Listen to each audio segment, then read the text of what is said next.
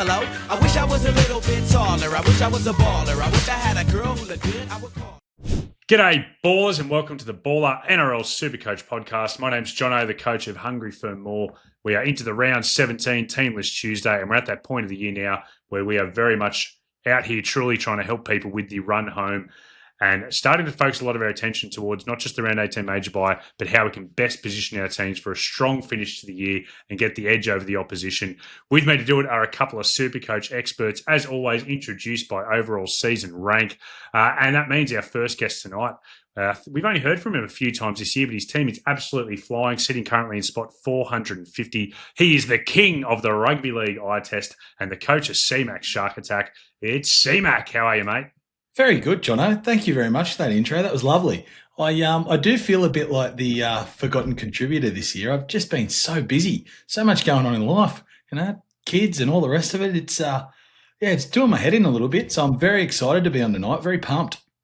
Mate, and with all that being said, the Shark Attack's still flying, like always. You're running hot.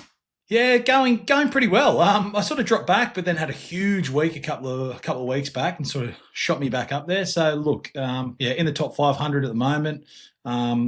Really would like a top 500 finish, possibly a top 100. See how it goes if all goes to plan. But up and about. And how many trades you got left, CMac, coming into this week? 16. Mate, that is good for you. For me, unbelievable. I have showed quite a lot of restraint for someone who's got itchy fingers on Saturday nights in particular. So I've done pretty well, pretty happy with myself. And our second SuperCoach expert who's coming on to chat with us tonight is a man, I'm going to have to start saying formally a top 500 4 years in a row finisher, but he was number 23 last year, and at the moment it's still true, it's still current. He's the self-proclaimed head honcho of Ballr Podcasting and the coach of the Terrace crew. It is Matty. How are you, Matt? Good, thank you, Jono. I'm just, as you've been introducing Chris, looked up how far off the top 500 I am, and I'm roughly 450 points. So I've got some work to do, let's just say. There's still 11 rounds left, Jono. That's a long, long way to go. So I don't feel it's out of reach, but I do feel up against it. Trades? How much have you got left? I've got 13. So you're the same as me. Yeah, and I'm not well set up for round 18. So I've got currently, if Bostock, what do I always do that? If Bostock misses Origin, I'll have 10 currently. So that's not great. Okay. So, mate, I'm feeling up against it. I feel like my team, I'm at a dead end where to go this week with my trades. We've got Ford obviously gone. We need to get Twall, Payne, Haas, Nathan Cleary, Marky Mark, Kiraz, all these blokes worth all this money, and I've got $200 in the bank. So, mate, honestly, that's as flat as I've ever been up. I was flat as a biscuit coming out of the weekend. And just to top it off, the Sharks got absolutely pumped by the Roosters. And I had you and your brother Cracker chirping up in the group, bagging out Ronnie. And I just like that sent me completely. So yeah, mate, it's honestly, that's the worst weekend I've had all year. I didn't even go that bad. What did I have? 12, 20?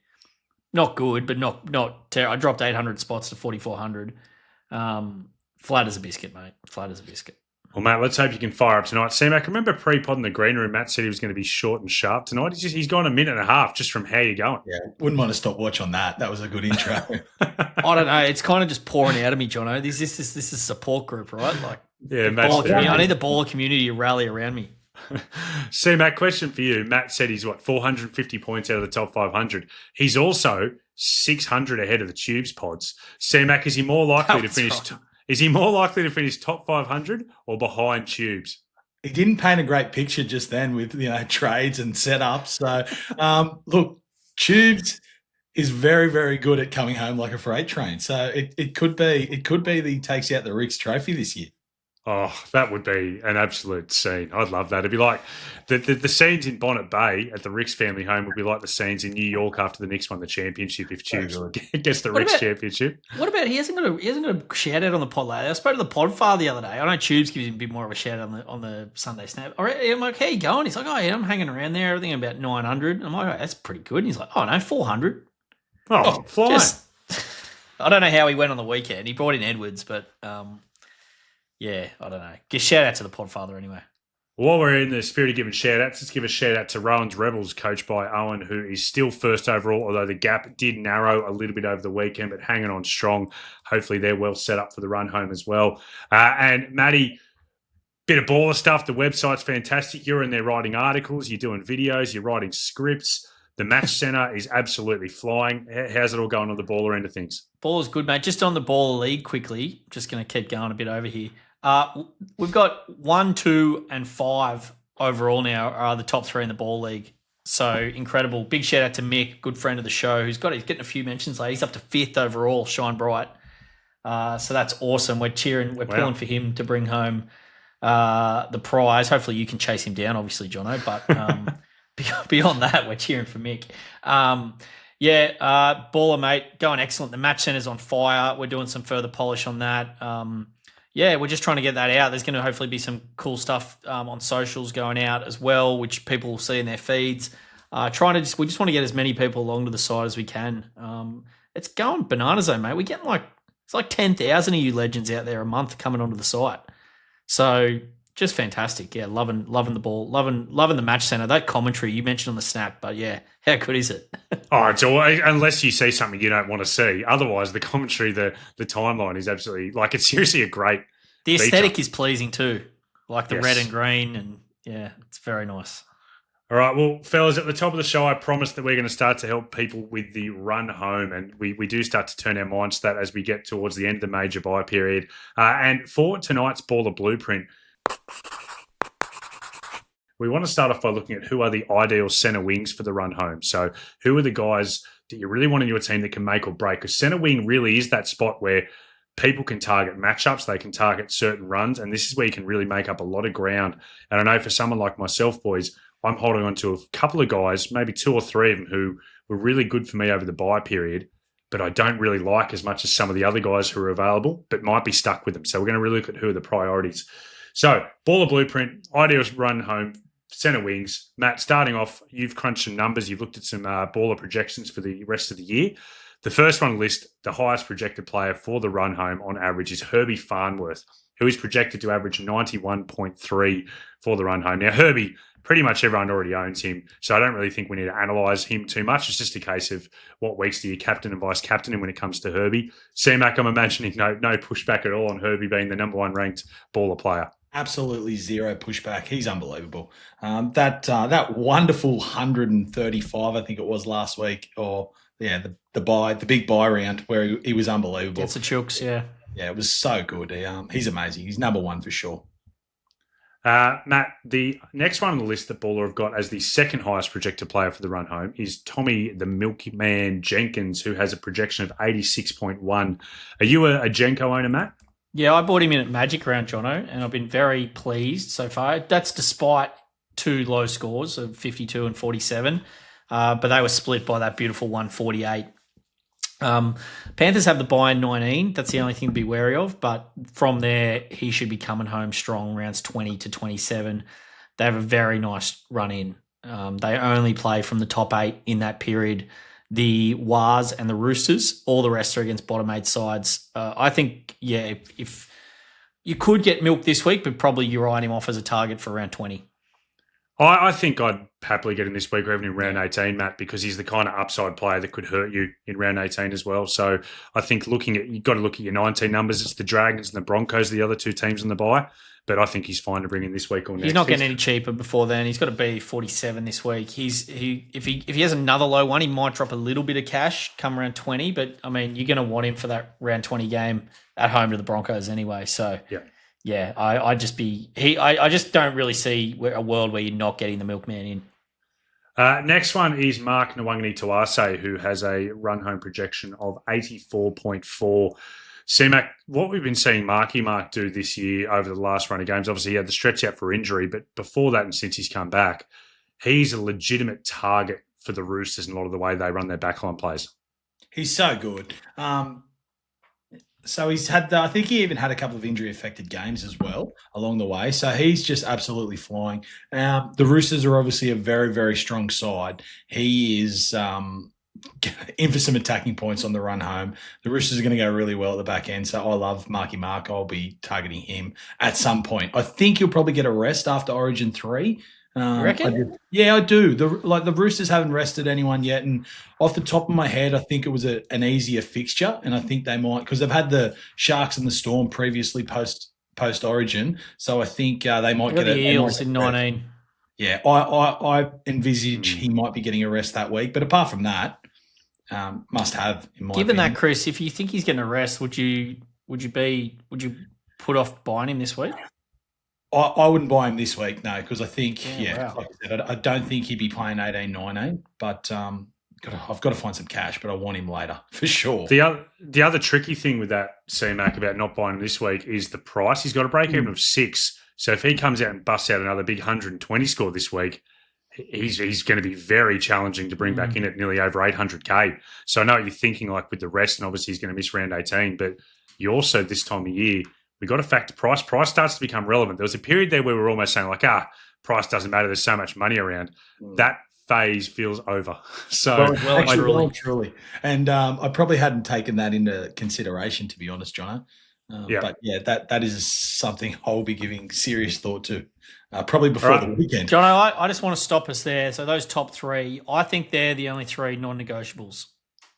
So you think that every serious Supercoach player has to find a way to get those guys in their team? I think they're the ones you can't afford to miss. Yes, those 3. Right, everyone else is. There are some great options we're about to talk through, but I think that these guys that you would put in the more optional basket for various reasons. Well, let's get down to the next one, and this is one that I know CMac owns. It's Jacob Kiraz, who has a run-home projection of 80.7. CMac, you brought him in a few weeks back, and obviously he's been doing a fantastic job for you, but there's got to be a few moments where you're kind of watching between your fingers at the way he's limping around the field, isn't there? Absolutely petrified.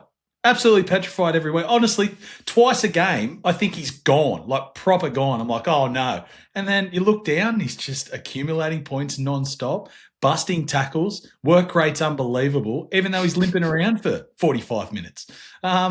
Look, if he can get super fit, the sky's the limit. If he can just get a rest. I know they have a bye again in 18, so he doesn't play the big bye round next week. But if he can get a rest and recoup a little, very exciting for the big fella in the run home. He's just been so good. He's been excellent. I think for me, if I'm prioritising one of Kiraz or Marky Mark, it's definitely Mark. Just that injury factor, like it does. Yes, he's been going great, but it just feels like he's going to fall apart at any moment. Like it seems like Kiraz over the last few years can't get through a stretch without either being limited by his injuries in first grade. And so far, this injury hasn't limited, but we have seen that in the past, or having a bit of a stint off. Matt, what do you think with Jacob Kiraz? How essential is he? I think if he was fit, then he'd be close to Herbie levels of necessity. Like the offload is just a debacle. It's diabolical. Between him and Herbie, just how easy they get into the contact and then just go, okay, I'm just going to pop it. It's every time, like without exception, just about. I do fear that he's going to be a trade waiting to happen. And the other thing is, even though we're going to get a ton of consistency from Kiraz, even when he's injured, I do think his ceiling is not as big as these other guys. Just given the Bulldogs are not a particularly strong side. And they're going to have some harder matchups on the run home. They've got a 3-week stretch from 21 to 23 of the Warriors, Melbourne away, and then the Roosters and Souths after that. So it's a pretty tough run for them. They're going to be hard up against it, winning any of those matches. And then they've got Penrith in round 26, which is head-to-head grand final week. Now, obviously, Kiraz is not affected by matchups as much, but it does cap his ceiling. And I just think that it's more likely than not that he'll miss a game, at least on the run home through injury, if not multiple. So I would love to own him, but I'm not going to prioritise bringing him in. And I'm certainly not going to prioritise like an Asako to trade sideways to him. Yep. All right, let's get down into a few guys now who are more poddish levels of ownership. So far, the last one we talked about is Marky Mark, who I think is at about 19% this week as it stands. Simi Sasagi. Now, boys, obviously, savvy super coaches have held Simi Sasagi for the last 8 weeks while he's been injured. I don't regret Is that how long it's been? I don't know. It feels like that long, Matt. I think he got hurt going into round 12, I think, because he wasn't available for the round 12 or round 15 buys. So it's been a while. Anyway, I've held him this entire time. There you go. So nearly 8 weeks. Tough hold. Such a relief to see him back on the team sheet this week. But who'd have thought that? I've held Simi Sasagi for 8 weeks at the start of the season. I'm holding him. I never intended it to be that way, but here we are. He has a projected run home of 79.9. Obviously, the advantages of Simi is he has fantastic base plus power. I think he was pushing high 50s in his games at centre. 57. He was also a real attacking threat for the Raiders as well. Now, since then, you could argue the Raiders have gone a little bit off the boil.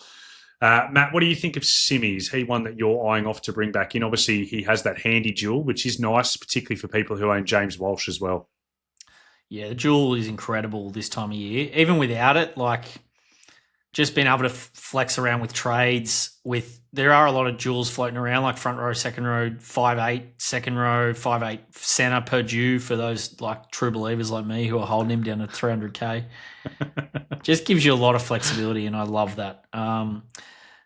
Look, this shoulder, I haven't listened to Sponge this week. Sorry, Fizz. I will get round to it. I want to know how this shoulder is going to impact him, and should I be waiting? Just with the buy on 18, and he's going to leak a bit of cash now. I'm obviously not rushing back for Simi this week. Bit of a wait and see for Simi for me. Just make sure he's coming back fit and firing. He should leak it, hopefully with a sort of sub 80 this week. We're looking at a pretty reasonable price drop over the next 2 to 3 weeks. So he is right on my radar as someone to bring in, hopefully downgrading someone or moving sideways from a non-keeper, maybe like a Tommy Chester or something, if he's still around by then. But yeah, I will definitely be just with a bit of an eye on how he's come back. I'm not going to rush to get him though. All right, CMac, I'm going to throw you the next kind of pod one on the list. And this one didn't surprise me that he was in the top 10, but he is one of the most relevant, least owned SuperCoach players going. It's Alex Johnston, who has a baller projected run home of 78.4 as his average for the rest of the season. CMac, he's actually averaging 82 for the year as it stands. He played so well with Latrell inside him, but that form has actually continued. He's been still scoring incredibly well, even with little Trell Seagwald inside him. Is it going to continue, CMac, that he's just a guy who continues to be good? Rabbitohs have their last bye. They're done for byes. They play the entire rest of the season. Is he just going to continue to fly under the radar? Look, with the caliber of players that you're probably needing to get in, he is definitely a big pod play. Numbers on the board this year, they're unbelievable.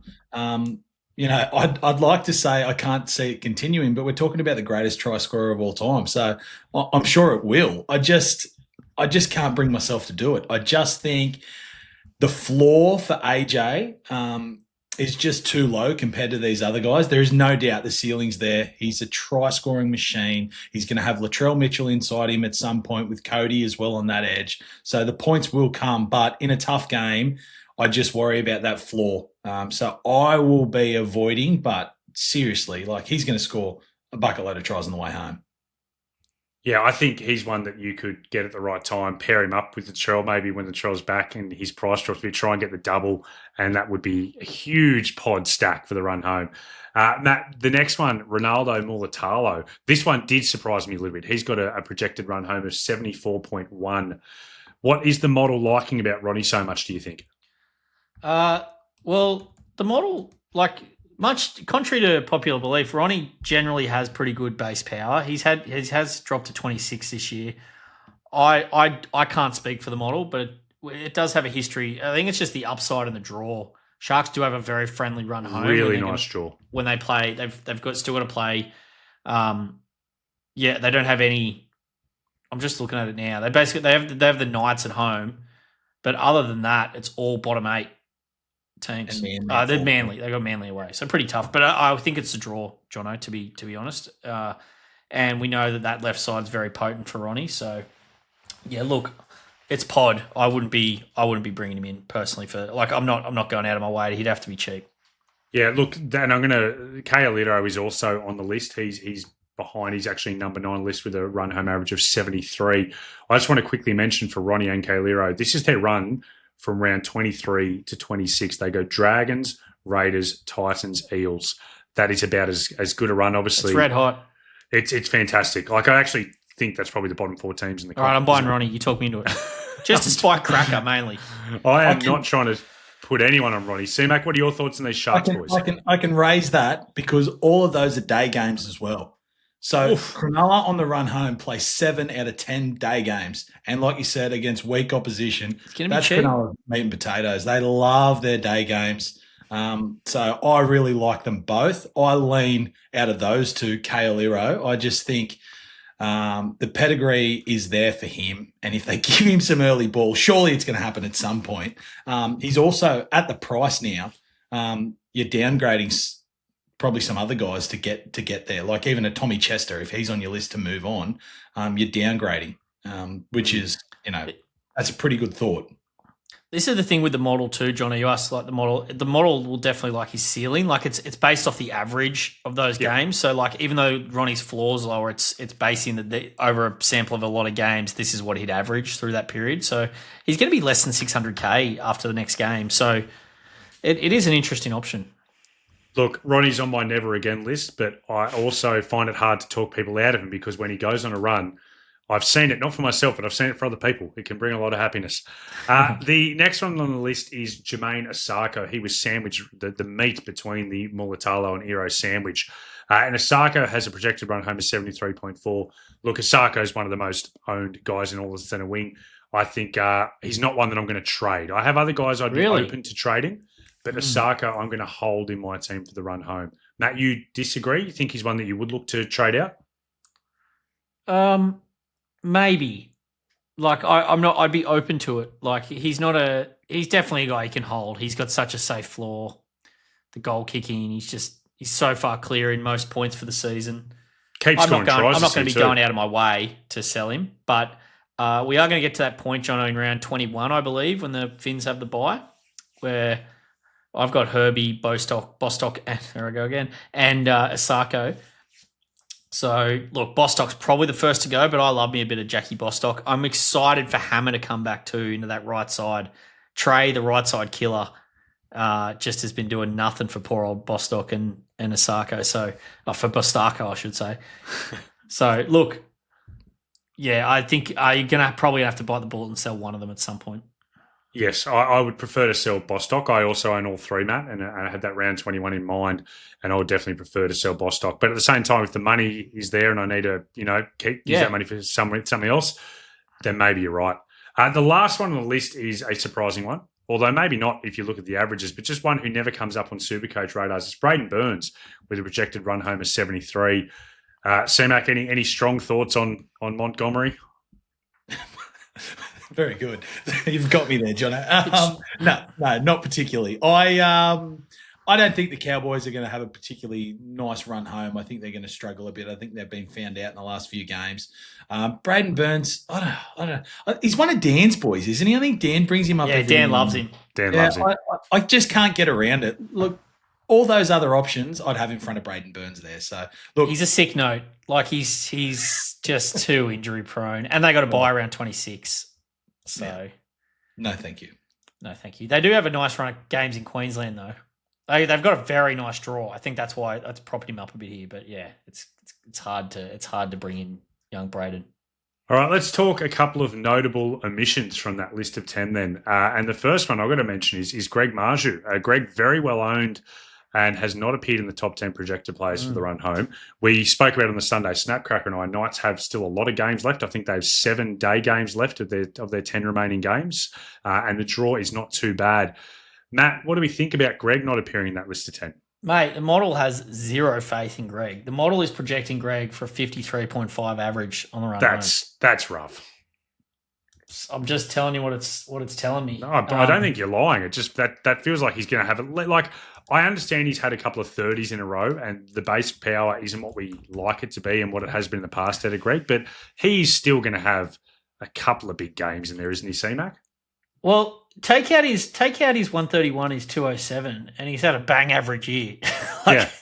No, dead set. He has. CMac, what's the eye test telling you? I didn't like what I saw on the weekend. So I think you're probably right. He's a notable miss from this list, but I don't think I could bring him in. I just I just don't. If you don't own him now, he's not coming in. Yeah, if you had him, you could hold him, but I would not be bringing him in. No way. They've also got a buy around 27. And people own a lot of Knights, and there could be restings in round 27. That's very much on my radar too, Matty, because I own 4 of the Knights. So I'm constantly thinking about round 27 already.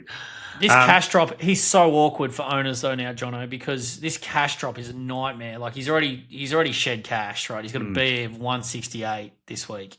Yeah. But they play the Tigers at home into the Dolphins at home. Now the Dolphins are obviously flying, but it's still a good matchup. There is one hope for us. When Ponga plays, it's a bit of a different story, I think, for Greg. That left side unlock, when you get Best and Ponga out there feeding him good ball, and Fletch, there are a lot of mouths to feed, but that's where we just need hopefully Greg can bust out one of these 150s for us. Yeah, a lot of mouths to feed, but when they're all playing together, it seems like there's a lot of food to share. So they have looked good when it's all together. CMac, any other notable omissions from that top 10 for you? Oh, without doubt, Latrell Mitchell. Like I know the injury's probably been taken into consideration, but we're talking about a guy who's got five tons. I haven't put him in, Chris. I haven't put him in any lineup. That's why. So we don't know when he's going to be back. Obviously, when he's there, he's the top. He's the top projector. I think he's ahead of Herbie with the goal kicking. Yeah, I agree. I think he's had 6 tons this year and 80 and 270s. Like it's been a crazy year when he's on the field. Problem is he just hasn't been on for quite a while, and looks like it's going to be another little break. But 4 weeks. 4 weeks. Just thinking about all the listeners thinking out there, when are they going to say Latrell? Look, the tricky thing about Latrell is obviously he's gone for another 4 weeks. He's still over $1 million, and you have now 2. You want to watch him see how he looks after the back. He had this calf issue a couple of years ago, I think it was, and he took ages to come back from the calf and didn't look quite right when he came back. So you got to wait for him to come back. Then you got to wait for him to lose a bit of cash. You want him to pass that good old-fashioned CMac eye test. For me, CMac, he could be if you got some trades left, a real luxury, like round 25, 26, 27. Just go for it. Yeah, so show some restraint on your trades if that's in the back of your mind there, because that could be an amazing play. I've just rerun the model to put big Latrell in for little Latrell for the rest of the year, and it's got him out at 89.4 average. So it had second. Second, yeah, but that's not including any injury impact or anything like that. So, yeah. All right, well, hopefully that helps people with some of their centre wing decision making. We will still discuss the centre wing position in the positional analysis. That was kind of a long-term projection standpoint. We're still going to talk about the best things to do for this week. But let's now get into our position analysis, starting off with hooker.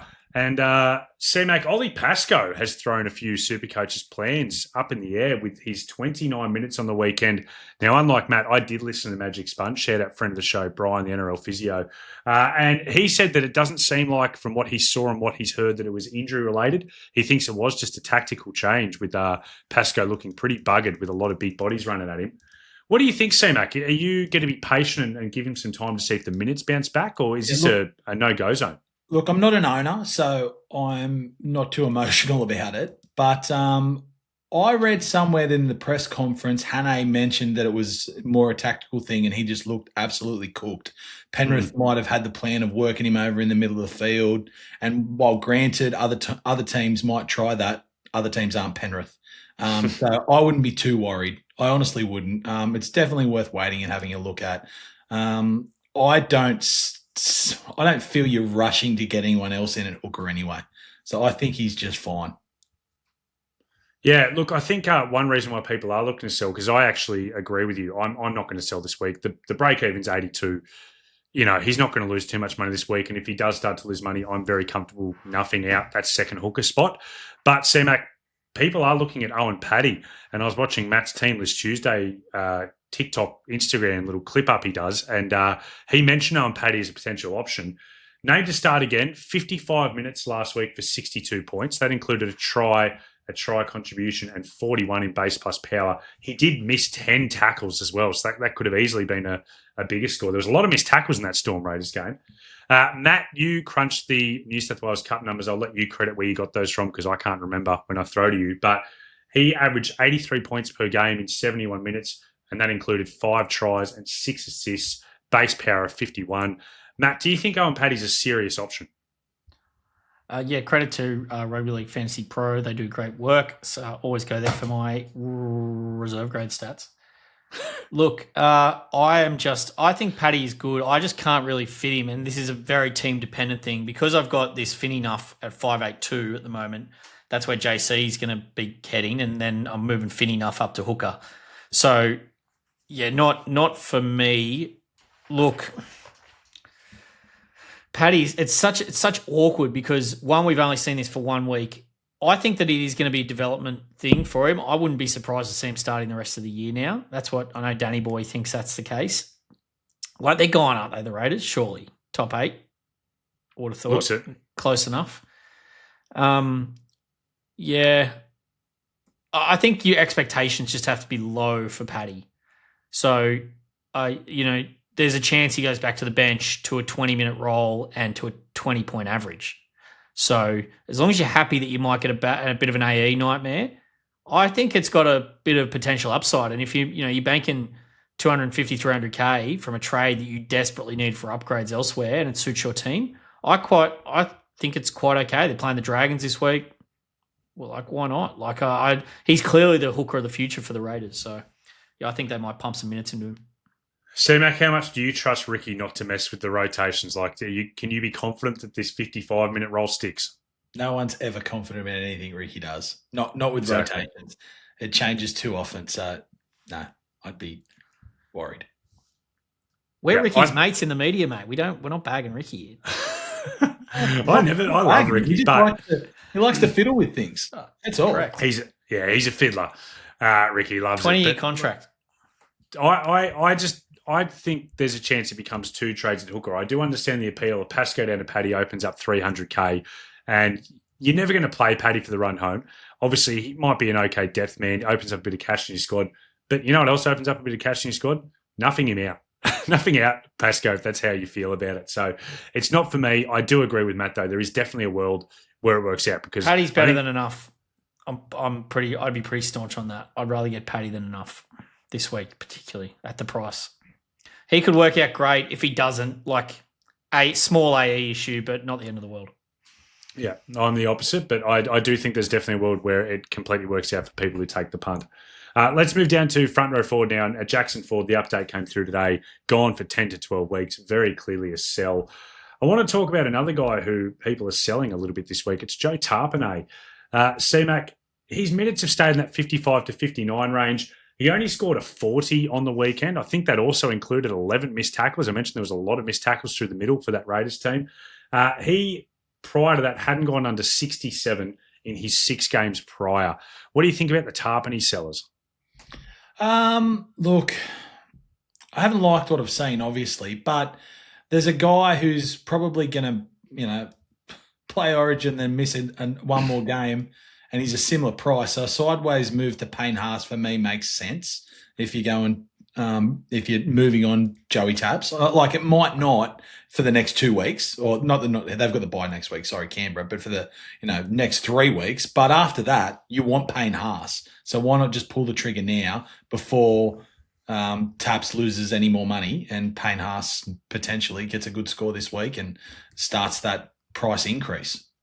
CMac, I completely agree with you. I know Matt's a little bit anti bringing in Payne Haas this week. I'm not. I think there's a lot of merit in it. The big thing you'd want to check, CMac, is your round 19 numbers because obviously Broncos are on the bye, Dragons are on the bye, Panthers are on the bye. There are people who are going to own a few guys from those squads, and you don't want to leave yourself short for that. But I think if you're confident in your round 19 numbers and you say don't own a lot of Dragons, Panthers, or Broncos, I see a lot of merit in it, mate. I'm right there with you. Matt, let's give you the floor to give the counter. I mean, I just don't know why you bring it in for one score when it's going to get you one score in 3 weeks and you can bring him in for the same price in 3 weeks' time with the information that he's going to be there in 3 weeks' time. I think it's ludicrous to bring in Payne Haas this week. Not ludicrous is too strong, but I think you're up against it. Yeah, you might get a nice score this week. I understand you might not want to play like a Paseka or something, but you're looking at probably a 30-point swing there maybe this week. Maybe. I would prioritize. Could be 50. I'd prioritize Twal over him even this week. I know, we want to see him back. He's the round 18 number. Or I'd not even prioritize front row. I would be trying not to make that trade. I will preface that I will sort of back this up with saying that I think both Twal and Haas are musts from once Haas is back in round 20. Just at the price he is, and like I think that's the front row you want to run. You probably want to run Haas and May, and then Twal at second row. I think that's probably the optimal way, and then having like an IPAP, like ideally, like if you're an IPAP owner, and you just having those duels to be able to swing Twal up if you need to put him up to front row. Ethan Roberts or that type. But yeah, I don't really see the benefit of he's got to get through this week, then he's got to get through Origin, then he's got to get to that round 20. He's had a few injuries this year. I just think that money's just you can put that money to better use over the next 3 weeks before then having to think about that trade in round 20 for Haas. That's how I'll be approaching it. Look, slight pushback. He won't be the same price. He's got to break even at 52. But you are right in that he won't go up dramatically. Like even if he comes in and gets 100 this week, it's not going to be a crazy rise. You're still going to be getting Payne Haas at a very, very fair price. Yeah, even value with a big price. score this week. Yeah. Let's talk Alex Twal then. He obviously has been named to return. The slight risk there is it is the last game of the round. That could be a little bit tricky if there's any kind of touch and go. Obviously, originally the club were hoping he wanted around 17. Club were kind of thinking maybe around 18. And here he is. I'd say there has to be a slight chance he doesn't play this week. So there is somewhat of a risk there, isn't there, CMac, when it comes to 12?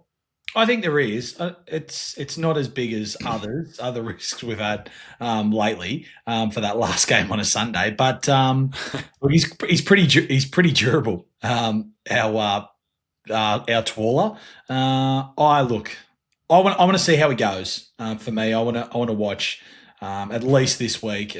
Coming off a shoulder when they did say he was going to be out for longer. He's got a high break even, so you don't have to rush. I'm just very comfortable to watch him, see how he goes this weekend, and then obviously I want him from then on if all goes well. One that I'm quite interested in is Mitch Barnett, who's available at $490K. Matt was talking about who the best front row forwards are for the run home, and I agree that it's a clear Terrell May, Payne Haas 1-2 punch.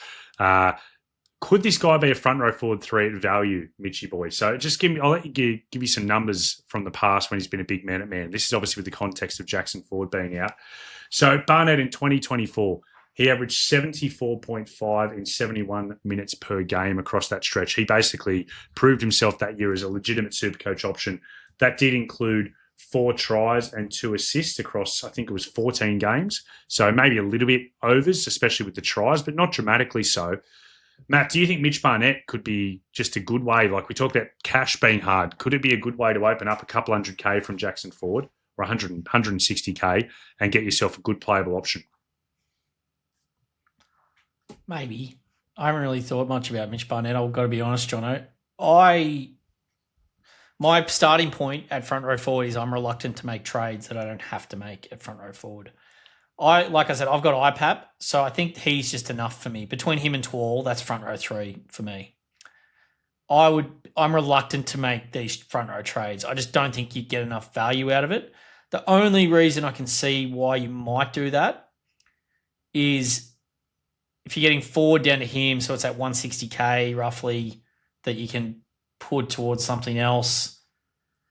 I just don't. I don't trust him to show up every week. He's put 2 games back to back. 2 times all year he's played back to back games. No, he's had injuries. I'm not convinced he's the big mop up minute man either, Jono. I know you guys spoke pretty well about that he was a bit on the weekend. I still think we can see Aaron Clark play a bigger role there. There's no shortage of middles there at the Warriors. It's just, him and Clark are just obviously far and away the best. I can't trust that his role remains good enough and his output remains good enough. I concede I definitely understand what you were saying about he's just shown it before and he's got pedigree.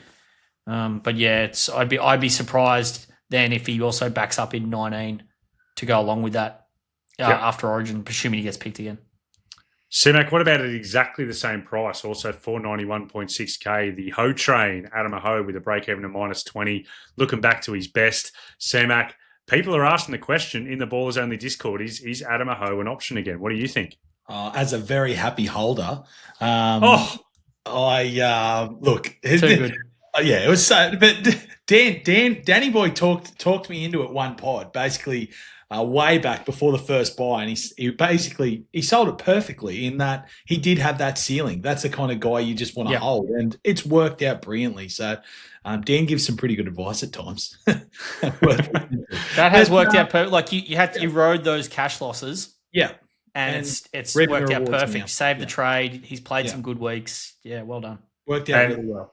Can I just say for the record, Dan didn't follow his own advice and sold him that week. Yeah. Do as I say, not as I do. Would I be buying him if I didn't own? Oh, God, probably not. Probably not. I am pretty firm now on I'm either downgrading to nuffs or I'm bringing in the cream of the crop. That's sort of where I'm situated now. I just think that's the best way to play it on the run home. He's been going great, and I'll be holding, but I couldn't be purchasing. No, I agree. Jono, when were we talking about nuffs? Was that last week's pod? Saying like 2 nuffs is enough? Yeah, I think it was. I think we did. I think that was our Ballr Blueprint last week. I said 3. You and Dan I'm said upgrading 2. my advice to 3 for my team because Well, I did ask that question though last week. I was like, if you're only having 2, where are you getting all this money to bring all these guys back in from? Upgrading advice. Like I'm just sitting here looking at my team going, Cooper buy. What am I going to do with Cooper buy?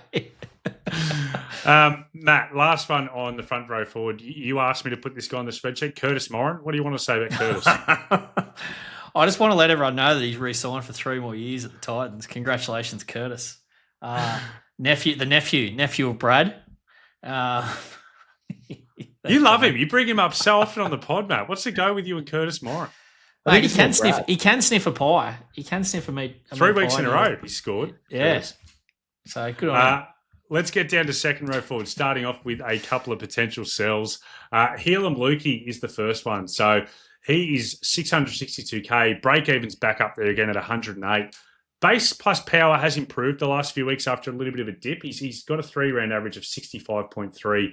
They still have a game against the Panthers this week. Then they have buys in both 18 and 25. Boys, I'm a Helam Lukey owner. I'm not going to sell this week, but he's certainly one that is on my radar to sell maybe to a Hudson Young at some stage, who I really like. I think we all really like. What do you think, CMac? If people do have someone good to sell him to this week, could you get rid of him now? Yeah, I'd be pretty comfortable to sell him. Like you mentioned, he's got a tough matchup this week against the Panthers. They got 2 buys to come. He's also been helped a lot this year by junkie tries. I just can't see that continuing as much as I've enjoyed it from day one. But I just can't see it continuing. I think there's some really, really good options. Simi Sasagi, if you've got the cash, 100K, that feels to me like a great trade. Yeah, he's done his job. He's been brilliant. Thank you very much, Helam. On your bike. Yeah, I think he's one of those fine to sell at any time, guys. Aaron Clark, Matt mentioned him. We spoke about Mitch Barnett. Matt, I don't think you and I have possibly been further apart on any player this year than Aaron Clark, because I didn't like him as a bring-in a couple of weeks ago when you did. And you're saying he could be the guy to mop up minutes with Ford. Then why didn't he on the weekend? He played 54 minutes and other guys mopped up the minutes. Well, I don't know why. What is it that I'm missing? He had 2 games in a row where he played over 60 minutes, where they had some injury troubles. He did mop up some those weeks. Other than that, he's been sitting mid-50s to high 40s all year. What are you seeing that I'm not? Jono, I talked about this 3 weeks ago. I haven't said anything this week about Aaron Clark. This is why you're coming. This is why you're coming in the top 100 and I'm coming in the top 5,000. You did say about Aaron Clark just before we spoke about Mitch Barnett. Yeah, but I didn't say that he would be the one. I said he could be the one. Yes. I said that. I have no faith that he will be. I'm just saying I don't have any faith anywhere there. Now I'm just feeling sad. So Aaron Clark, sell or not a sell, Matt? Do you think? Because people are asking the question. He's 18% owned in the top 10%. Yeah, wow. No, I wouldn't be selling yet. What is it? 106. Give him one more week. We get a full view this week. Ford's out, so we're going to see a bit more of a clear indication of the rotation. You'd feel like crap if you sold him this week and came out busted 70 minutes. Like then we're talking after their buy, we're talking him as a buy. So I'd give it another look just with now, see what the plans are. We've heard Webster talk about that Ford is that big minute role. Now, just because Clark didn't do that on the weekend doesn't mean that he's not the man for that moving forward. So, Yeah, I'd be holding and giving that one more week. All right, Matt, I've given you a tough one. Cop there. that, John. Made you sad. I'm going to give you a gimme. Hudson Young, 5-round base plus power average of 75.6. He is allowed to do things that no other second row forward in the competition, maybe in the history of rugby league, is about to do. We saw Hudson Young run a left edge wraparound play into a grubber that he set up a try from on the weekend. Matt, is he up alongside with Ola just the clear premium second row forward to have? Yeah, I mean, if you don't count Alex Twall in second row, Yeah, which I will be, yes, those three are the top three. I do think that it's probably Ola and Twall a bit above Hudson. I just think Ola's got a bit more scope. Like Ola didn't have a particularly good game on the weekend, and check the score and he's 74, like doing nothing. Hudson is a similar type of player. I don't think he's quite got the ceiling or the consistency of a big score in him as Ola on the run home. In saying that, I wouldn't be surprised at all to see Young outscore him. I'm going to be trying to get him. I just can't see how I can afford all these people. Like, where's this money coming from? So he's below a few others for me in terms of where I want to invest my money, but I'd love to own him ASAP. Simi Sasagi, look, we spoke about him already in our centre wing Ballr Blueprint. I agree with actually Matt's analysis there. He said avoid for this week 100%. Doesn't play round 18, break even of 140. Let's see how he comes back. Tallis Duncan, CMac named in the centres for the Rabbitohs. That means he is definitely going to get dual come round 18 now. Very, very handy. Playing centre, though, this week could potentially be bad for his floor. What do you think of Tallis Duncan as a purchase? Might be bad for his floor, but they are playing the Eels, which is a pretty good matchup, so it could be good for his attack.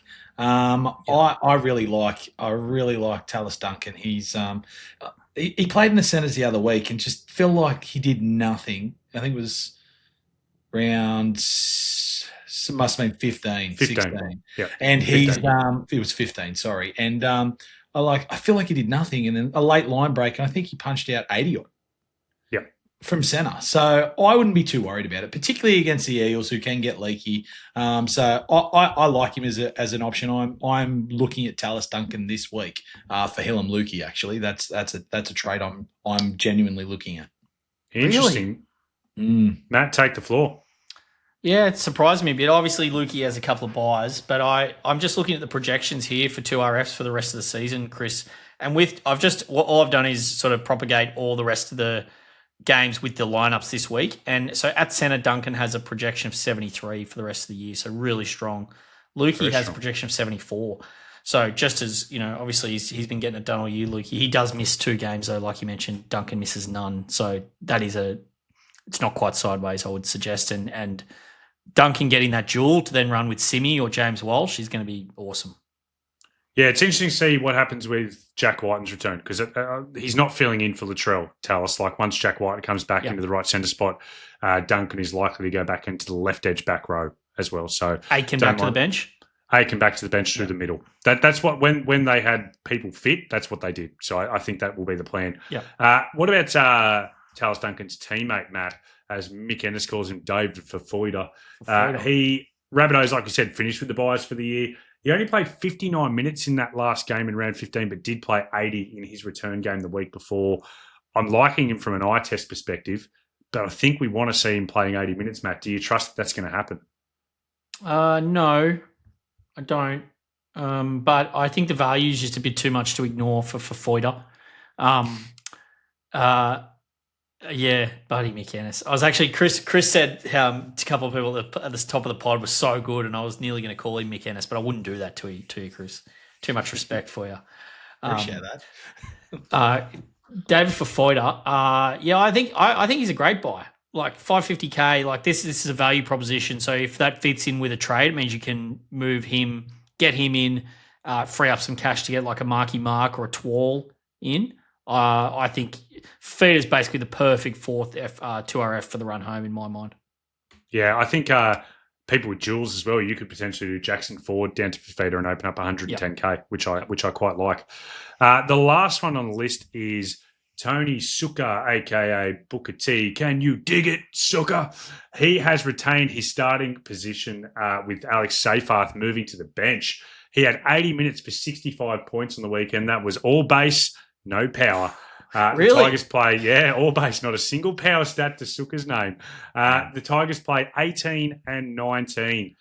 CMac, what do you think of Suka? Because at 300K, arguably, he's still really good value. I think we're getting Sam Weller Finu back in about round 21 or 22. So he probably has that job for at least another 4 weeks, we think. Do you like him at all? Is he making enough money in that time for it to be worth a trade and trade in and trade out? I kind of wish I got him last week now. Yeah. But outside of Matt's time machine, look, we're talking about this week, Matt. What's he going to make? 150K at best, and you've Maybe. got to trade. You've got to bring him in, and you've got to get him out. I just don't think that's worth 2 trades. Agree. It's also not a guarantee that he'll keep playing 80 minutes. So we'll say, like, Benji has tended to like using his back rows in an 80-minute role this year, so there's a fair chance he will, but I don't think it's a guarantee. Jono, forget the guarantee of 80 minutes. He's not guaranteed to start the match this week. Benji's another one. It could be Seyfarth easily. I'd be surprised if Seyfarth doesn't start. And again, last game of the round. So if you make that trade, then he goes back to the bench. You'd be You a are sucker. stuffed. You'd be an absolute sucker to be bringing in sucker. Good luck to the Suckaroos as well this week against Paraguay. let's go down to halfback and Suka's teammate Adam Doueihi. He has been named to return again. Not a purchase for this week. Big break even, but one to watch coming into the round 18 major buy. Boys, I want to use the ball up player comparison tool to talk about a couple of key halfbacks and soon-to-be key halfbacks and 5'8", Tamare Martin and Jaden Campbell. This was actually prompted by a comment we had on our YouTube video from the Sunday Snap from a guy called Benji Marshall, bruh. He said, if you could only keep one of those two guys, who would it be? Because there are people who own both plus Fletcher Sharp and need to make a decision at some stage. JC, Jaden Campbell, averages 75.1 in his 6 games at 5'8". Tamare Martin averaging 83.4 from his 5 games this year.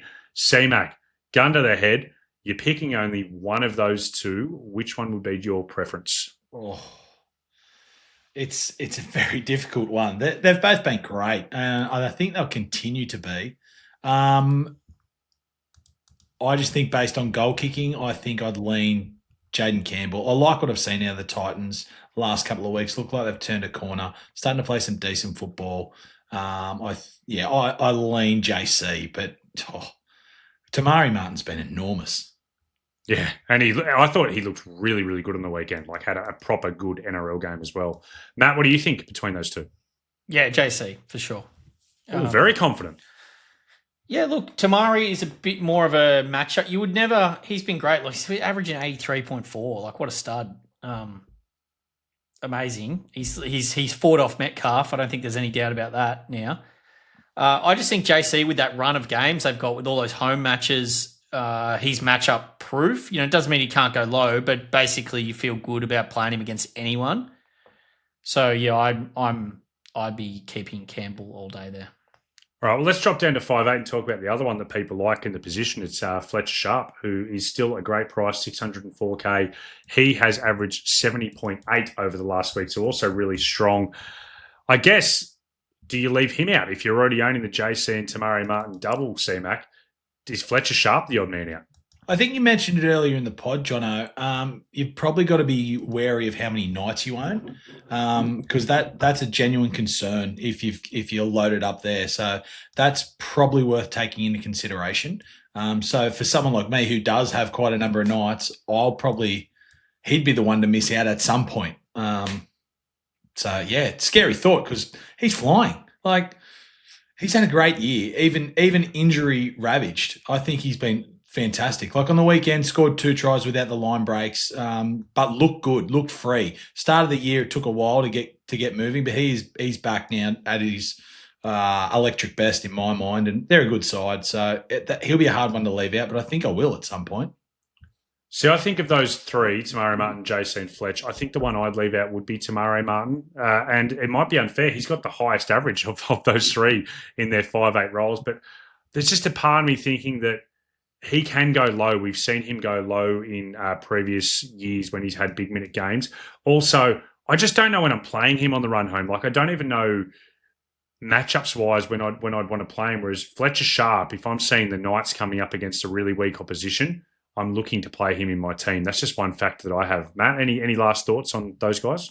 I just think if you own Tamari and Jaden, you just can't get Fletcher. I just don't know why you'd make a trade. You can make that trade can come in so handy. Like we're talking, just say the average trades level is 13 or 14. That's not a lot of trades, and you've got to make them work for you. I just don't think there's any guarantees you bringing in Fletcher Sharp's going to net you any more points. Where some of the other moves you can make, I think you can be very confident you're going to net yourself more points. So I own Campbell and Tamari, and I'm just kind of taking that approach that I'm just not going to be able to squeeze Fletch in, and it's a shame because I'd love to own him, but it's just not going to happen for me. See, me and Benji Marshall, bruh, we own all three. I do have all three of those guys. Already, A decision's going to have to be made as soon as round 18 for me to get Nico back in. Oh, Tamari's the odd man out for sure. Yeah. All right, let's drop down to centre wing now, and our centre wing analysis is brought to you by Ballr Bet. Place your NRL same game multis at Ballr Bet. What'd you say? Go Ballr Bet. I'm a little supporter. CMac, you were disappointed when you opened up the team list Tuesday over at NRL.com today and saw that Ruben Garrick is out with delayed concussion symptoms. You're not going to get ragey and sell him with a break even of 35 in a round 18 game. Absolutely not. Look, it hurt, but I've really enjoyed having Garrick Pod. Like just over 10% ownership. He's been doing a really good job. I wish they'd work out who was the goal kicker though. Surely, and I think this doesn't bode well for that. If Fogarty has a good week with the tee, it could just be back to him. I wouldn't be banking on that. Did you see him hit him the other night? I reckon I could have knocked him over a bit better than he was. There was a bit of down here in Canberra, a bit of I told you soing about the Fogarty performance in the last 10 minutes from some Canberra fans down here in the ACT. Tommy Chester. They should be chirping up.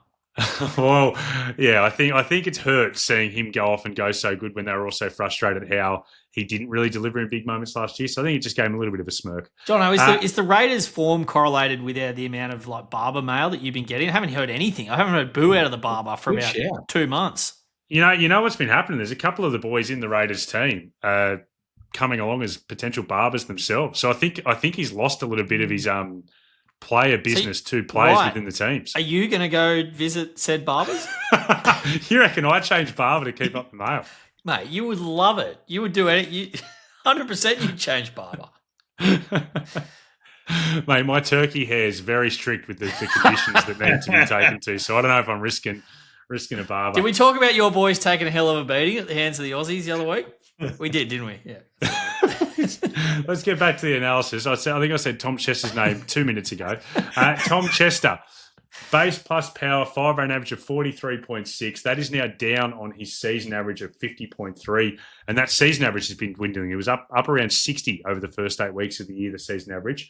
Kind of feels like to me, CMac, you're the king of the eye test, but maybe the big year he's having is catching up to him and his body's just finding it tough to back up week after week after week. What do you think about Tommy Chester? Is the time right to sell? We mentioned Panthers this week, buying 18, buying 25. Yeah, I think the time's right for Tom Chester. We've mentioned what the Cowboys have coming up, so I agree. And look, on Tom Chester, how good's he been? Like, he's had a great season. And, you might be right. The big year might be catching up with him because, he doesn't cruise in the games. Everything he does, he gives everything he's got. So, look, I think at the price, other options around, I think he's a fine sell this week. Matt, you in agreement on Tommy Chester? Yeah, I'm going to consider selling him to Mark, just pending my round 18 numbers. I didn't like what I saw from Tommy, and it's hard to say that he's definitely a run home option and he's going to be missing the game. So saying that, if you got to hold him, it's no big deal either. Wouldn't be shocked to see him bounce back to some form. Yeah, he's in kind of that Adu Lasardi zone as well. We talked about Adu Lasardi in previous weeks, where I just think it's find a hold as your sixth and find a sell. I would say, though, Jono, it's been interesting to see like some of these blokes that we just keep saying to find a hold have just been doing nothing, and the people making the moves are the teams who have sort of got beyond those buy players and, bought in your Marky Marks and the like. And, it's a game about making moves, so I wouldn't begrudge anyone moving him on. The other one, Greg Marju, who we obviously spoke about in our centre wing Ballr Blueprint, break even of 168. He's been in the 30s the last 2 weeks without a try.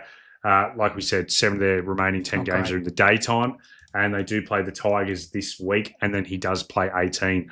I do think that if you have really good numbers for 18, I wouldn't begrudge people selling him to Marky Mark this week. I'm not doing it, but I don't think it's insane. What do you think, CMac? No, I'm so torn on that move. I like it. I like it, but I mentioned earlier, and I really do believe that Trent Robinson might rest a few. So you might miss him for 2 games.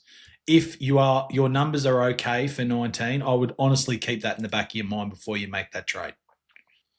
And I do think I agree with you, CMac. Round 19 or the game, whenever it falls, the post-Origin 3 game is often the one where we see the most resting. So even if you don't have huge numbers on the bye, it could still be tricky with that being kept in mind. So it's a tough one. I don't hate the trade, though.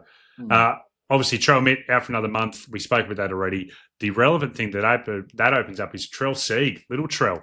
He's in 18.4% of the top 10%. Geez, what a great trade. I've put him in the centre wing conversation here. He's not centre wing. He's a fullback 5'8" dual. So I've got him in the wrong fullback halfback dual. Yeah. I've got him in the wrong spot, but we'll talk about him here anyway. Is he still an option? He is a goal kicker playing on a Goldmine South left edge. Games coming up against the Eels, a Panthers, which is the round 18 Panthers without their Origin players, the Knights, and the Raiders. And that's obviously the Knights who may lose guys like Ponga and Lucas not backing up from Origin potentially. What do you think, Matt? Could you say at $398K that Lil Trell could be a purchase? I mean, he could, but I just can't bring myself to bring him in one of these key positions at halfback or 5'8". We got Cleary and Nico back now. Halfback's just so stacked. We've got Doueihi as well on the, he's making his comeback. Fullback getting a little bit more stacked again as well, like Tommy back as well. Yep. So not for me, but will he continue to score well? Yeah, he will. I think. It's got to be some sort of option. Just given he's only $400K and he's got this spot. The only thing is, it's not like you can't leave him there to die on the vine. You're gonna have to sell him again at some point. So it's a trade in and a trade out. That's the problem. Yeah, and that's a little bit makes it tricky. So. Yeah, it's amazing to those who jumped on and have held. So well done.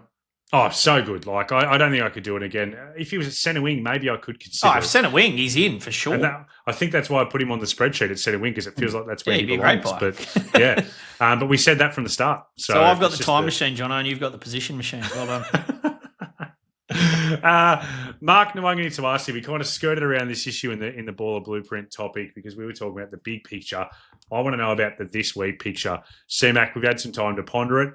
Break even of 6. So again, another big score this week. He could go huge. Let me read you some of his numbers. He had an injury impacted 2 in round 9. Otherwise, he hasn't gone below 81 in his last 6 games. That includes 3 scores over 100, 2 in the 90s. That is ridiculous numbers. He's a real target out there. I would love to be able to bring him in this week, but I can't quite find the way to do it without impacting my round 18 numbers. Where are you sitting on this? To be honest, I hadn't even given it a great deal of thought. I looked at it earlier in the week and went, nah, not for me yet. While we've been on here, I've sort of reverse traded. And at the moment, I've now gone... I've now gone Helam Lukey to David Fafita, which gives me the cash to go Helam Lukey, Fafita, out Chester, in Nawaqanitawase. I like that. I actually love those trades. Even though I'm really worried about that possible resting in 19, just let him play, Trent. Just throw him out there. Look, he looks so good. Origin, he looked good. He's going to score a monster amount of points in the run home. He's almost a must-have. I'm now getting him, I think. Yeah, you're not getting him this cheap again for the rest of the year. So no. I think if there's people like you, CMac, who have Tom Chester and can make that move, like I understand he might miss round 19, but they're both missing 18, and there's a chance that Mark over round 17 outscores Chester enough in his 1 game versus Chester's 2. That it doesn't even matter for that loss number in 19 potentially. So I really like it. Last one is Jacob Kiraz. Base plus power threat of 78.7. We've already spoken at the CMac eye test. I don't think this is the week to bring him in with all his injury woes. A break even of 88. The price seems to be pretty settled, and he's missing next week.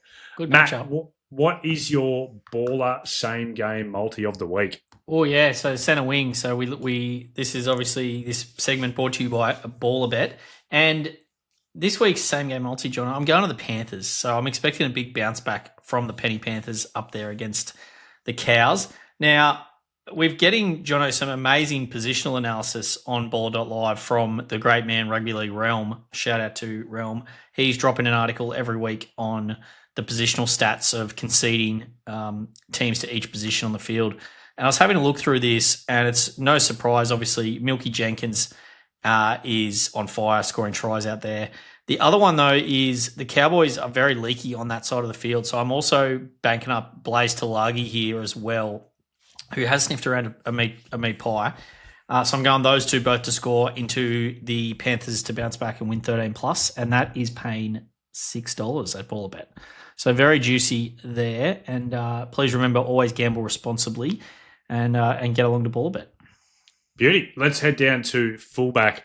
And Matt, I've just chucked this on the run sheet just to rub some salt into our wounds. Reece Walsh, he is in a team this week with no Adam Reynolds and no Ezra Mann. He'll goal kick. Just watch him Willie come goal out. kick. Doesn't Duffy will goal kick, won't he? Oh, really? Is he better kicking than Walsh? I'll let us know in the comments. Interesting. Okay. But either way, Duffy kicked. Watch him dominate this week, Matt. And just rub that little bit of extra salt. I don't think it's such a stretch, Jono, to say that Reece Walsh is. A lot of things have ruined my season. Let's be honest, but Walsh has probably been the main thing that's ruining your season. I'm going to say. Oh, I'm coming 75. Let's settle down a bit on ruined relative to where you might have been. It was a shocking move. Yeah, absolutely. I took a risk. It didn't pay off, but that's SuperCoach. That's how it goes. It is. Sua Fa'alongo, who has a break-even of 18, a 3-round average of 103.7. That correlates with the period where I've sold him. In that period, only 1 try and 3 assists, so he's doing that without having any huge, crazy attacking stat games. Yeah. He looks unbelievable, 690K.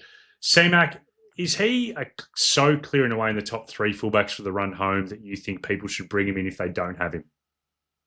How do we get him? How do you get him? So most people are probably sitting with your Teddy and Ponga at the moment. How do you? I'd love to. I want him so bad, but I can't see how I'm going to do that at the moment. Like hopefully at some stage something presents itself. But he is just flying, goal kicking, looks like unbelievable. The Storm are back as a decent team as well by the looks of it. So yeah, he's going to be. Where's Meany? Such a hard watch. Yeah, Manny was meant to be like a 5-6 week injury originally, so I haven't looked at his timeline in a while. Might have to have a look at that to see how long he's going to hold that goal kicking for. Because CMac, the one that I'm tempted to take him on with, and I'm not too proud to bring back Sua after the bye period if that's the right thing for my team, but I'm tempted to take him on with Tommy Turbo. I won't be getting Tommy this week. I wouldn't advise anyone to get Tommy this week. He has a break-even of 128. Obviously, with New South Wales, big loss, plus the Latrell Mitchell going down, he's a huge origin chance for round 18. If not starting in the extended squad is highly possible. Thought he looked okay in his return game, but he's one that I might look to take on Sua Fa'alongo with. Matt, what's your long-term vibe on Tommy Turbo? Yeah, maybe. I'd love to buy him if he misses Origin in round 18 for the Eels. I think that'll be a decision point. Sua on the buy in 18. Fortunately, we're just going to have to suck it up, all those who sold, and just not. It's not going to be this week, unfortunately. Round 19 is looking like the. Turbo in 18. I think you've got to do that if he doesn't get picked. Edwards is also sort of there, but it was probably last week for Edwards. Let's be honest. I would have thought. I think round 19 is fullback week. Round 20. Round 19 after Origin. So I think I've got Ponga, Teddy at the moment. I've got a flex spot. I can get Ola Kawatu up there. So yeah, I think that's where it's all going to play out. It's not that it's kind of back fullback, but it's also not like. You're looking at your old heroes like Drinkwater, Walsh, Kinney. No one's like jumping off the page to say, buy me, buy me, buy me. It's really looking like, okay, do we get to round 19 and is Sua coming back in? It's going to be the big I was question. going to say Sue is the one jumping off that page, but most people weren't as foolish as us, and they still own him. So well done to all those people. All right, fellas, let's move down into a bit of captaincy chat and some very important sit starts chat as well. Let's start looking at the captaincy and vice captaincy options. This is brought to you by the Ballr Team Builder. Get in there and select your players for the most accurate projected scores in all of SuperCoach. Also really helpful for that match center feature as well. My team, Jono, I was going to say, My Team is unbelievable. I should have mentioned that at the top of the pod. With the team builder, update your team, and then just you can watch your players only in the match center. It is silk. It is fantastic. So let's talk through some of the best options this week. CMac, I'm going to start with you. James Tedesco, vice captaincy option against the Broncos. Obviously, their form's been terrible.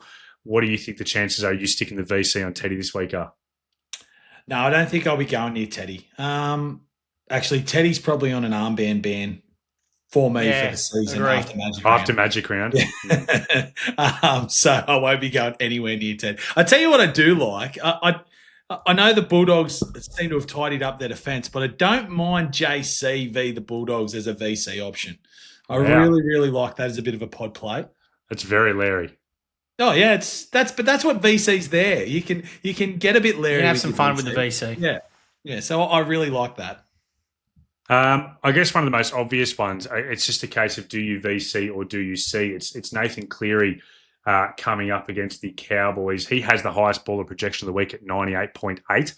I would love to put the C on him. I'm not enjoying a lot of the VC options before him though. So there's a chance I have the VC on Cleary. There's a guy called Herbie Farnworth playing in the game directly before. No, there is, and I've got him on the run sheet to talk about, but the Wars are pretty stingy as well. Mate, it's the Warriors. It's the Dolphins. They're best attacking team, bar Panthers probably in the comp. I would now. Herbie's a VCC option every week. So is that going to be your combo, Matt? VC Herbie into C Cleary? Just keep kicking him in while he's down, mate. I don't own Cleary, but that's why you're pumping up Herbie so much. I would be. There is no way, Jono, that you cannot captain Nathan Cleary this week against the Cowboys. Can I say the only way you wouldn't would be if you put the VC on him and you've got Kalen Ponga coming up against the Tigers. That has to be a legitimate option too. Kalen Ponga will be my captain this week, yes. But everyone stay off. No, I'm only joking. No, it's not an option. Cleary's captain, 100%. I am either tossing up what Matt said, the VC Herbie into C Cleary or VC Cleary into C Ponga. What are you thinking? Where are you landing? If you can make that VC Cleary into C Ponga work, because Sharks on the bye, Nico, Iro, they're not real well owned. It depends on your enough situation. If you can make that work, that's probably your safest bet this weekend. All right, let's talk sit starts because I'm finding this particularly tricky this weekend. I'm going to start off with a couple of Rabbitohs boys. Cody Walker. Obviously, they got a really good matchup against the Eels. Cody's not the kind of guy that I would want to play in my team usually, but I am tempted by that matchup. What do you think, Matt? Cody, a play or a sit this week? I'd be reluctant. Like, Cody's going to be a classic team-dependent one. It depends who you're sitting him against. Sitting versus starting against. I would be generally reluctant to play Cody ever, would be my default, unless I was forced to. Yep. Yeah, I think I'm sticking with that as well. Cody's just a default sit for me when I can. CMac, Tallis Duncan playing in the centres against the Eels. Obviously, you attempted to bring him in this week, so I'm assuming that means you think he's a pretty strong play. Yeah, I'd be pretty comfortable playing Tallis this weekend. Like, I think the Eels can get leaky, and he's proved at centre he can do a job. Matt, we can't possibly play Ollie Pascoe this week, can we, against the Dogs after last weekend? He's a clear sit. Yep. What about JC? Clear sit, CMac. Obviously, you're very strong in that camp with that. Clear start. Yeah, clear start, and you say no start, chance of a sit. No, he won't be. He won't be sitting. No way. Never sit JC ever. Anyone listening? What about Tamare Martin against the Dolphins, Matt? Start. Starting in your team. Yeah. Bastarco on that right edge coming up against the Wars. They're both starts as well, in my opinion, boys. You agree on that one? Yeah, these are players you never would sit ever. All right, next one. Helam Lukey against the Panthers, CMac. Is he a sit? Yeah, I'm comfortable sitting Lukey, if not selling. Yeah, and same thing goes for Tommy Chester, Matt. Yeah. Sitting Tommy Chester against the Panthers? Yes. Yeah, yes. Sitting Tommy Chester if I could. Yep. Yep. But Chester's always one you can just play if you have to. Like, I generally would, I mean, maybe not after the weekend, but I would generally usually go Chester over Lukey if I had to. Yeah. Yeah. I think, Matt, there's people with really good numbers for this week who are going to have, like, you know, they're going to have to sit some people. I think Chester's a big opportunity of that. Atu Lasardi against the Seagulls. I think a week where people have a lot of depth, CMac, I'd be pretty comfortable sitting Lasardi against the Seagulls. Yeah, I'd be comfortable sitting Lasardi. Definitely this week. He's fine, but yeah, no. Do you reckon he's out of puff, Jono? Potentially, yeah. He's missing a lot more tackles than he had previously in the year. I don't think he's looking as impactful with the ball in hand. Like, his line running doesn't seem as dangerous. So there is a chance that's what it is after a big start to his first grade proper career. I reckon Bellamy, if he could, I mean, they just got no edges this year, the poor old Storm. I reckon he'd love to give him a trot out through the middle, but just can't. Yeah, same thing probably goes for Big Thick Coop, who's also their other starting edge at the moment. Who How looks good great Big Coop going to be? Love Big Coop. He might still be in my team come round 27, Big Thick Coop. The last two, I think, boys, that Rouchy, he's one that we were talking about as like a sit candidate when you were VC looping later in the round. To me, Matt, Rouchy has just proven that he's a play every week. I love, there's some great chat in the Discord and around the traps just about like how maybe like the couchies are like swapping jerseys and like maybe you don't know which one's which and they're kind of just planning up. They're parent trapping Dean Young. Yeah, and the NRL handwork. And the Integrity Commission. Look, you just never, ever, ever sitting Rouchy. What an absolute superstar. There's an argument that he's the NRL Supercoach Player of the Year. If it wasn't for Suafai Longo, Ryan Couchman, Rouchy, what a stud. I'm glad we got to talk about him, but I'm a little disappointed he came up on this list. I don't see him as you cannot be sitting. Jono's been very thorough this week with the sit starts. I don't mind. I think that sit starts are very relevant when we get into the back end of the year in these rounds where there's only one team on the bye. But CMac, I put him on to make the point of I just don't think you would ever sit him anymore. Was actually why I got him on to clear that up. I'm hearing all these players and I'm hearing sit, and meanwhile they're all starting for me and I'm sitting Pascoe and Purdue and that's it. Yeah. Well, Matt, I'm going to have to sit about four of the guys that you said are absolute starts this week. I'm going to have to sit this week. So, I don't know. The last one on my list is Simi Sasagi. Boys, for the loyal Simi Sasagi holders, I obviously think, just for the record, if he plays, you start him. Simi Sasagi. He's not City Sasagi. He's Simi Sasagi. But is there any risk that in the second last game of the round that you leave yourself thin if he's a late pullout? That's the only reason I was thinking. Do you just sit him for this week and see how he looks? Make sure he actually plays. Why would he have named him if he's going to? Why do people ever name guys who then don't play that weekend? I don't know. What about Ricky? Ricky's got nothing better to do with his spare time than just kind of play with Simi in the lineup. Like he's losing every week. It could be that he's hoping that he plays this weekend, but he still might have to pass a fitness test. Like there just hasn't been a lot of information on Simi. But I guess you could sit him, but I mean, I wouldn't really want to. No, definitely. I'm just lamenting here, John. I'm just feeling like, is this what it feels like to be like shit at Supercoach? Like that's how I'm feeling about this year now. Like I feel like this is just flat as a biscuit. I'll say it again. Like, we all have those years. You're mortal. These things happen. Yeah, you're mortal. And you know what? You panicked a little bit. You got Jake Clifford in for some reason. There was another 5'8" you got in there for some reason. Thomas McKaylee as well. Thomas McKaylee, Jake Clifford. You just... Yeah, we got to see a little glimpse into what Matt looks like when he's not playing front foot footy, when he's not a flat track bully. What was he just spending into Ricky Stewart about? Just playing. I was spending some time in reserve grade. Well, you actually are. You're not on next week, Matt. So you are. We are being moved to reserve grade next week. You've been kicked out of the starting lineup. Matt, is there any news coming from Ballr that we need to know about coming up soon? Any new exciting features, or is it just kind of business as usual for the minute? No, business as usual. There's still a long way to go this year, so we are hoping to make a few more little upgrades to the live match centre, and yeah, there's going to be some more cool stuff coming there. But look, I just want to shout out the Ballr community. Like they just go from strength to strength. I've been a bit absent in the Discord. Just my wife was away over the weekend, so I didn't get as much time as usual. But keep pinging the questions through, tagging me. I love answering in there, getting in there and answering all the questions from the Ballers. It's just such a pleasure to be a part of that community. Matt, thank you as always for jumping on, and we'll see you next week. And CMac, how good to have you back on the pod. And we get you 2 weeks in a row. You'll be back in again next week. Always good to have you on, mate. No, it was wonderful to be back. Really, really enjoyed it. Felt a little bit rusty at times coming off the bench, but yeah, so pumped to be back involved. And hopefully we all have some good weeks and enjoy the run home. CMac, I'm basing this off pure gusto during the pod. I'm not going to give the final words to the self-proclaimed flat as a biscuit man. So CMac, take us home. Yo, beauty!